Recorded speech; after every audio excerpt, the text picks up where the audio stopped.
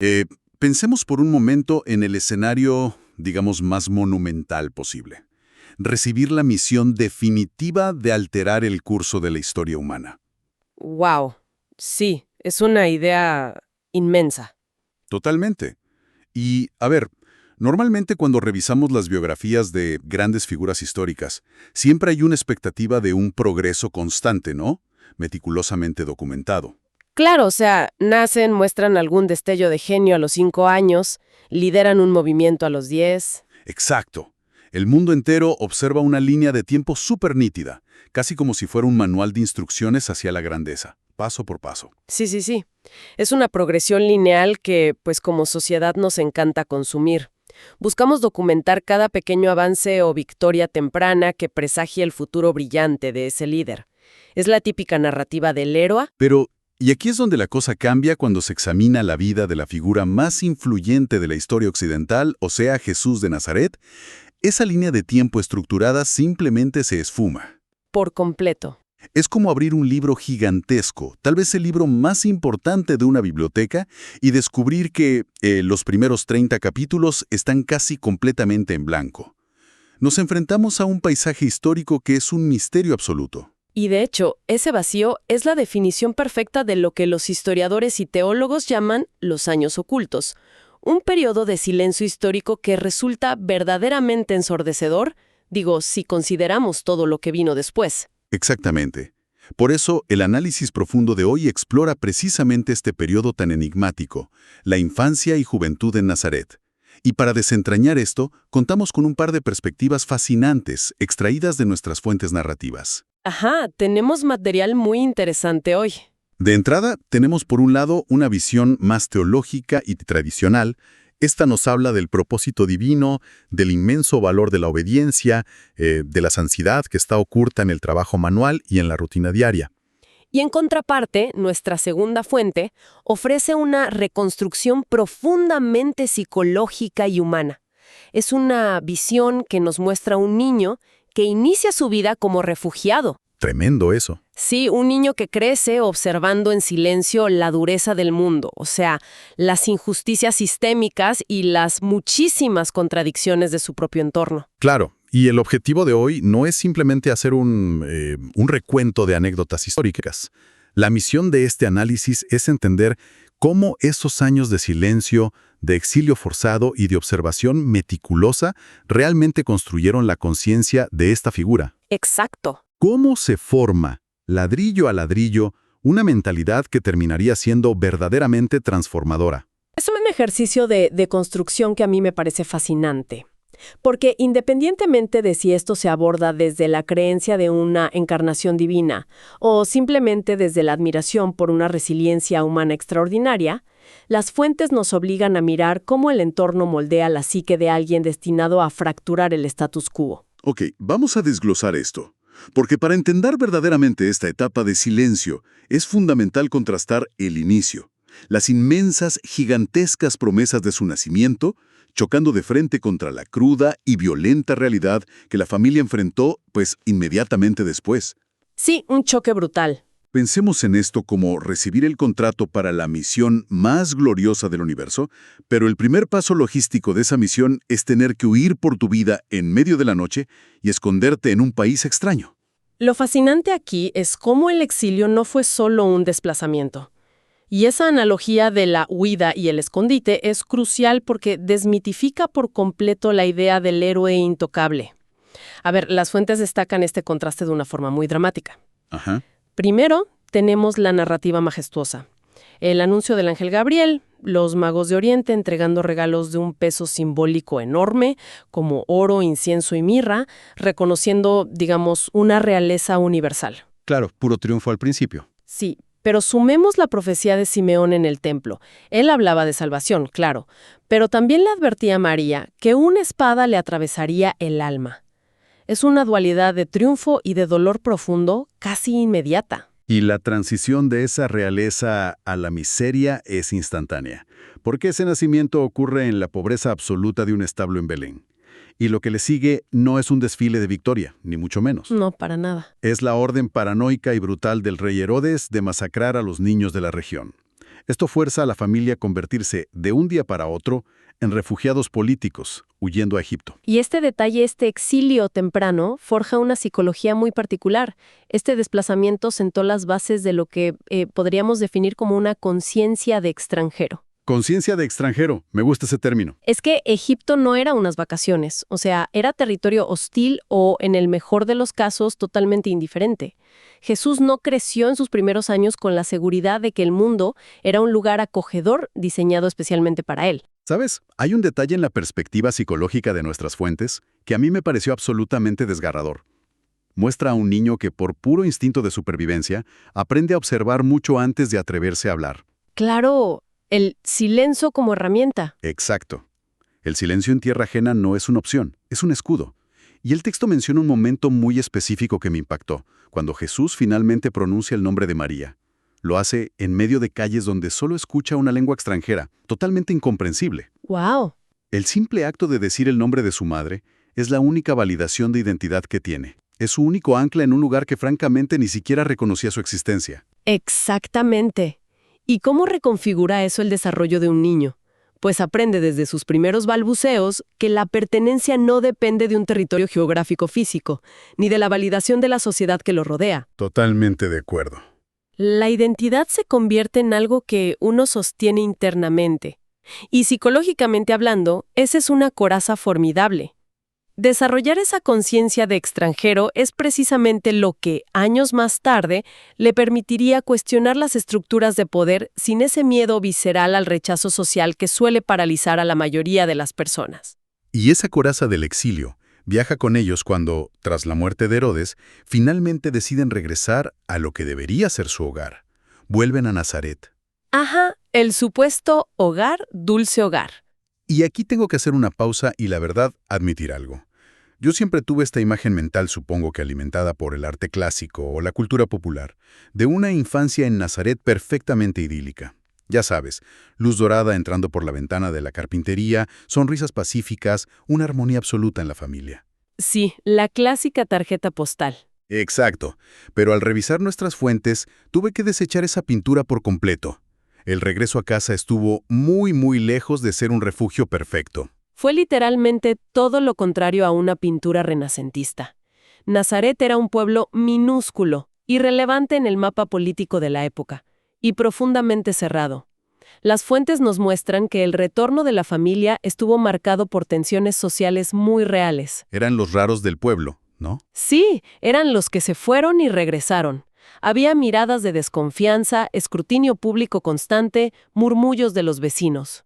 En un pueblo pequeño de esa época, la supervivencia dependía de la red comunitaria, y ellos llegaron como forasteros en su propia tierra. Y es en medio de ese ambiente de tensión constante donde encontramos el taller de carpintería de José. La perspectiva teológica de las fuentes subraya muchísimo esto.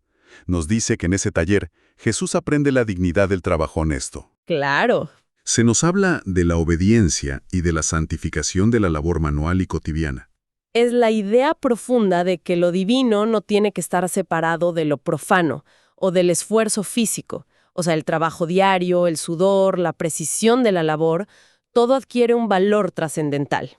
Pero a ver, aquí es donde yo tengo que cuestionar un poco esta narrativa tan lineal. Porque si estamos hablando de una figura con una misión global, de alguien con un conocimiento que iba a cambiar paradigmas para siempre, Sí. ¿no es, desde un punto de vista puramente práctico, una pérdida de tiempo monumental pasar la adolescencia y la juventud entera lijando madera y ensamblando mesas? O sea, ¿por qué la fuente teológica valora tanto este encierro en el taller en lugar de ponerlo a debatir en los tribunales o a estudiar grandes pergaminos desde el día 1? Mira, es una excelente objeción, de verdad. Y la respuesta está en los detalles de la perspectiva humana que nos dan las fuentes. La carpintería no era solo una forma de ganar el pan para la familia, era una educación sociológica y moral completa. A ver, explícame eso. La fuente relata un momento súper específico en el que Jesús observa a José arreglar una viga estructural que había sido mal instalada por otros trabajadores. Y José no lo hace esperando que le den un pago extra, ni para que los dueños de la casa le aplaudan. Lo hace bajo la firme filosofía de que alguien lo tiene que hacer bien. ¡Wow! Y el contraste ahí es brutal, porque Los demás trabajadores seguramente operaban bajo la lógica típica de que nunca hay tiempo o de que hacer las cosas a medias era suficiente para salir del paso. Precisamente. Aprender a trabajar la madera, a tomar un material bruto, corregir las estructuras torcidas, calcular la tensión y el soporte para que algo no se caiga. Claro. Todo eso se convierte en una metáfora viva de su misión futura. Se estaba preparando en silencio para reparar lo que estaba roto en la sociedad. Qué buena imagen. Y hay algo todavía más profundo. En ese taller, observando a José, aprende que el poder real, la autoridad duradera, se sostiene con mucha paciencia y con la verdad de una obra bien hecha, no con gritos. La fuente menciona específicamente que aprendió que el que grita y se impone por la fuerza, muchísimas veces solo se está escuchando a sí mismo. Esa misma fricción entre hacer las cosas bien y, digamos, la mediocridad del entorno, se traslada también a su vida fuera del taller, incluso en algo tan inocente como el juego infantil. Sí, la dinámica con los otros niños. Hay una escena donde Jesús intenta integrarse y jugar con los demás, pero hay un choque de lógicas. Él simplemente no comprende, no asimila esa regla no escrita de que hay que empujar, engañar o lastimar al otro para poder ganar. Y en un momento, ve a un niño caerse durante el juego. En lugar de aprovechar la ventaja y correr rápido hacia la meta, se detiene por completo a ayudarlo a levantarse. ¿Y cuál es la respuesta del grupo ante ese acto de empatía? Pues lo aíslan, lo tachan de raro. En la dinámica de grupo infantil, que, seamos sinceros, suele ser un reflejo muy crudo de la sociedad adulta, la compasión es vista como una debilidad imperdonable que arruina la diversión del juego. Y la lección que él recibe en casa sobre esto es tremenda. Le cuenta la experiencia a María y ella no le dice, bueno, la próxima vez empuja un poquito para que te acepten y ya. Para nada. La multitud no siempre es señal de que se está en la verdad. A veces, ser excluido es la prueba indiscutible de que estás haciendo lo correcto. Esa aguda capacidad de notar lo que está roto, que cultivó en el taller y en el juego, inevitablemente comienza a aplicarla a una escala mayor con los años. A medida que crece, su observación se desplaza hacia las calles, hacia el espacio público. Exacto. Y ahí es donde el joven comienza a presenciar las profundas fracturas del sistema legal y social de su tiempo. Aquí es donde se pone realmente interesante, porque las fuentes nos muestran cómo la lógica literal, empática y libre de cinismo de un niño corta de tajo todas las excusas burocráticas que usamos los adultos todo el tiempo. Sí, los niños ven las cosas sin filtro. Es como cuando alguien se sienta por primera vez a jugar un juego de mesa complejo y, tras leer el manual, se da cuenta de que las reglas están diseñadas deliberadamente para que el jugador más débil siempre pierda, sin importar su esfuerzo. Ajá. El niño lo señala como una trampa evidente, mientras que los adultos que llevan años jugando simplemente se encogen de hombros y dicen, bueno, es lo que hay, así son las reglas, acostúmbrate. Me encanta esa analogía del juego de mesa arreglado porque ilustra exactamente lo que él empieza a ver en las estructuras de su pueblo. Las fuentes describen una escena en la plaza central que es súper reveladora. Un hombre del pueblo es humillado públicamente y se le prohíbe seguir trabajando debido a una deuda que no puede pagar. O sea, es un castigo que destruye por completo su capacidad de subsistencia. Pero lo que perturba a Jesús no es solo la crueldad del juez o del acreedor en sí, es la multitud. Todos observan, asienten pacíficamente y no hacen absolutamente nada para detenerlo. Porque ahí entiende cómo funciona realmente el engranaje de la ley. Nota que hay castigos públicos que no buscan impartir justicia real ni restaurar a la comunidad. Su único propósito es mantener la tranquilidad de la mayoría mediante el terror. Mantener el orden a costa de uno. Exacto.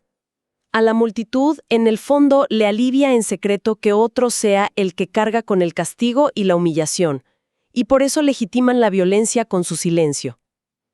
Él aprende muy temprano que la injusticia no existe solo por la maldad de unos pocos poderosos, sino porque la normalidad complaciente de la mayoría la consiente. Y esa normalización de la crueldad aparece de nuevo en otra escena documentada en las fuentes, esta vez en los campos a las afueras del pueblo. Una madre desesperada está recogiendo espigas caídas en el suelo para poder alimentar a sus hijos. Una escena desgarradora. Sí. Histórica y legalmente, existía una provisión en la ley que permitía a los pobres recoger las sobras de la cosecha. Era como una red de seguridad básica para los más vulnerables. Pero el capataz, o dueño del campo, llega y la echa violentamente, escudándose en una interpretación súper rígida de la ley, argumentando que las normas son las normas y que la propiedad privada está por encima de todo. El choque cognitivo en la mente de un joven que ha sido educado todos los días para amar la justicia de Dios es inmenso ante algo así.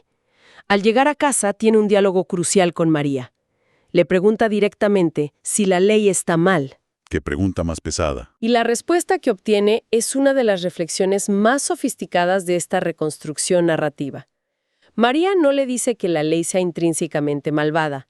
Le explica que la ley humana está incompleta. Porque en el momento en que una norma choca de frente con la necesidad básica de un ser humano y el resultado final es que alguien pase hambre, entonces esa norma ha fallado en su propósito fundamental. Es una respuesta brillante.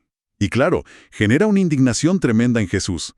Él quiere salir, quiere enfrentarse al dueño del campo, gritarle en la cara a la injusticia que acaba de cometer, quiere una confrontación pública. Como cualquier joven indignado, claro. Exacto. Pero aquí ocurre algo que, de verdad, me dejó pensando muchísimo. José interviene y lo detiene, físicamente. Y en lugar de dejar que estalle en una protesta pública, toma un poco del pan que tienen en casa, se lo da a Jesús, y le dice que vaya a entregárselo a la mujer en secreto. Y mira que ese es un giro monumental en su formación, porque uno se pregunta, ¿por qué detener la protesta legítima? Exactamente. Y es porque la lección es sobre la intención detrás de la acción. Le está enseñando que hacer el bien, que ejercer la caridad verdadera, no tiene como propósito calmar tu propia indignación. ¡Wow! No es para sentirte un héroe justiciero frente a los demás, ni para ganar una discusión política a gritos en la plaza. La acción de ayuda tiene un único y exclusivo fin: proteger al vulnerable, asegurar que esa familia coma esa noche y punto. Es un golpe tremendo al ego del activismo, que a veces es solo performático. Si conectamos esto con el panorama general, lo que estamos viendo es la forja de la caridad oculta. Actuar desde la sombra para aliviar el dolor, no para alimentar la propia imagen de rectitud ante el pueblo. Y una vez que entiendes que las leyes civiles y económicas fallan rotundamente en proteger al ser humano, el siguiente paso lógico para una mente tan analítica es dirigir su mirada hacia las instituciones religiosas. Naturalmente. Y lamentablemente encuentra una disonancia casi idéntica. Así es. Las fuentes nos llevan dentro de la sinagoga del pueblo. Y el ambiente descrito ahí es de una pulcritud ritual impecable. Todo ocurre en el orden exacto, la lectura de las escrituras es rítmica, las palabras pronunciadas son teológicamente perfectas, los asistentes cumplen con sus posturas y sus tiempos. Todo según el manual. Sí, pero en medio de esa perfección súper coreografiada, Jesús se vuelve hacia José y le hace una confesión que para mí es teológicamente devastadora. Le dice, no siento a Dios aquí. Y tenemos que preguntarnos por qué. O sea, ¿por qué la perfección ritual produce ese vacío emocional y espiritual tan grande en él? Lo que descubre ahí es el peligro de la complacencia religiosa. Ajá. Se da cuenta de que repetir las palabras correctas, usar la vestimenta adecuada y asistir religiosamente al templo puede convertirse en una cortina de humo. Una sociedad puede utilizar la ejecución perfecta de un rito para excusar su total falta de moralidad en el mundo real. La religión estructurada de esa manera se vuelve experta en ignorar el sufrimiento que ocurre en cuanto se cruzan las puertas hacia afuera de la calle. Y el contraste absoluto a esa frialdad de la sinagoga lo vemos en otra de sus acciones concretas que narran las fuentes. Jesús decide visitar a una anciana en los márgenes del pueblo, alguien a quien la comunidad y la religión formal habían olvidado convenientemente. No llega a su casa con un pergamino, no tiene ninguna intención de predicarle un sermón moral ni de explicarle doctrinas complejas. Simplemente aparece con un poco de aceite y pan. Y la reacción de la mujer es de un realismo brutal. Una vida llena de carencias te vuelve cínico. Es lógico. Ella mira al pequeño regalo y le dice, con cierta amargura, que un poco de aceite no va a arreglar el mundo ni a cambiar su situación de miseria a largo plazo. Pero la respuesta de Jesús a ese cinismo condensa, al menos para mí, toda la filosofía de esos años de silencio. Él la mira y le responde que no vino a arreglar el mundo entero ese día. Vino simplemente para que a ella, hoy, no le duela igual. Alivio inmediato y tangible del dolor sobre cualquier promesa grandiosa y abstracta. Entonces, ¿qué significa todo esto a gran escala? Cuando analizo esa respuesta de que hoy no duela igual, uno se da cuenta de que la verdadera revelación de estas fuentes es una redefinición total de la santidad. Sí, cambia el paradigma. Totalmente. La divinidad no se encontraba en los escenarios monumentales ni en los grandes debates académicos frente a multitudes. La santidad absoluta, el poder transformador más grande, estaba escondido en el acto absolutamente ordinario y terrenal de llevarle pan a una anciana en un callejón de tierra. Es la victoria abrumadora de lo concreto sobre las teorías abstractas. Y toda esta progresión de entendimiento, o sea, desde el exilio pasando por el taller y las injusticias locales, alcanza su punto máximo de tensión en un evento que está muy documentado. Hablamos del viaje a Jerusalén a la edad de 12 años. Ah, claro, el episodio del templo. Exacto. Es durante las fiestas cuando se queda atrás en el recinto inmenso del templo, debatiendo de igual a igual con los eruditos y maestros de la ley más importantes de su nación. Cuando sus padres finalmente lo encuentran, obviamente angustiados, él responde con una claridad asombrosa. Dice que debe estar en las cosas de su padre. Una afirmación fuertísima. Demuestra una plena, total y absoluta conciencia de su identidad divina y de su misión. Sabe exactamente quién es y de lo que es capaz de hacer en ese mismo instante. Y aquí es donde cualquier persona que sigue una narrativa lógica de esas de héroes que hablábamos diría, listo, el prólogo ha terminado. Tiene 12 años, tiene la sabiduría para silenciar a los eruditos, conoce la injusticia de primera mano. Aquí arranca la revolución. Es el momento de tomar el control de la narrativa. Sería lo lógico en cualquier historia. Pero de manera que parece incomprensible. No lo hace. Recoge sus cosas y se devuelve al pueblo polvoriento de Nazaret con sus padres. O sea, ¿por qué?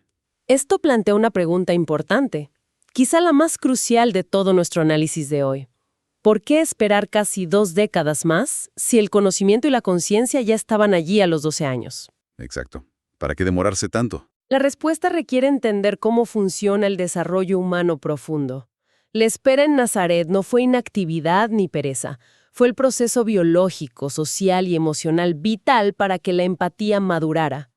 Tener el conocimiento teórico de la injusticia a los 12 años no es lo mismo que experimentar el peso de la vida cotidiana durante años. Claro, vivirlo en carne propia. La verdadera grandeza requiere someterse al proceso completo del crecimiento humano. Aprender a sostener el silencio, trabajar sin ninguna gloria y, sobre todo, desarrollar una paciencia inquebrantable. Aparentemente, en esta visión, lo divino simplemente no tenía prisa por figurar. Es un nivel de contención, de dominio propio, que resulta casi aterrador cuando uno lo piensa. Elegir conscientemente el aserrín, el taller cerrado y la rutina invisible, pudiendo haber elegido el oro del templo y la aclamación pública de las masas.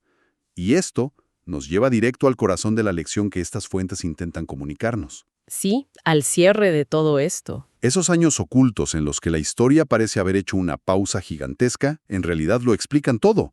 Fueron el laboratorio silencioso donde se fabricó la resistencia necesaria para todo lo que vendría después.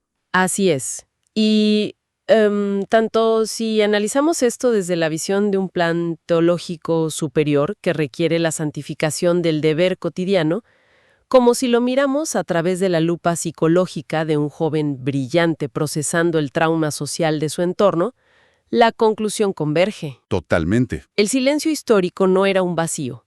Estaba denso, saturado de formación humana. En la invisibilidad de lo rutinario, ahí entre la indignación silenciosa en las plazas y el cuidado de los descartados del sistema, se forjó el tipo de empatía que cambiaría el calendario humano para siempre. Nos deja un recordatorio que, sinceramente, se siente muy urgente hoy en día. Las acciones que nadie aplaude, el trabajo sostenido y honesto, y los gestos más minúsculos de decencia tienen un peso gravitacional inmenso en la historia de nuestro mundo. Es un mensaje poderoso. No hace falta tener un micrófono abierto ni un escenario gigantesco para que ocurra algo verdaderamente extraordinario. Las revoluciones más perdurables de la humanidad casi siempre se han gestado en el silencio de lo ordinario. Esa capacidad de observar una sociedad rota, sin intervenir de forma inmadura o puramente reactiva, requiere un nivel de fortaleza que el constante ruido público de hoy simplemente no nos permite desarrollar. Lo cual Nos deja con un pensamiento final para que cada persona lo explore en su propia vida tras escuchar esto. Es fascinante imaginar lo siguiente. Si la figura destinada a alterar por completo la estructura moral de la civilización decidió pasar la inmensa mayoría de su vida simplemente observando, trabajando con las manos y madurando su empatía sin exigir ni un solo reflector. Ajá. ¿Qué nos dice eso a nosotros hoy? Vivimos en una cultura moderna obsesionada con la visibilidad instantánea. Parece que si tu opinión, tu trabajo o tu indignación no son validadas inmediatamente por miles de personas, tu existencia no tiene peso alguno. Sí, es la trampa de la inmediatez. Exacto. Quizás esos 30 capítulos en blanco de la historia nos están gritando algo. Quizás están escritos en un idioma de observación y paciencia profunda que, sepultados por nuestro propio ruido constante, hemos olvidado por completo cómo leer.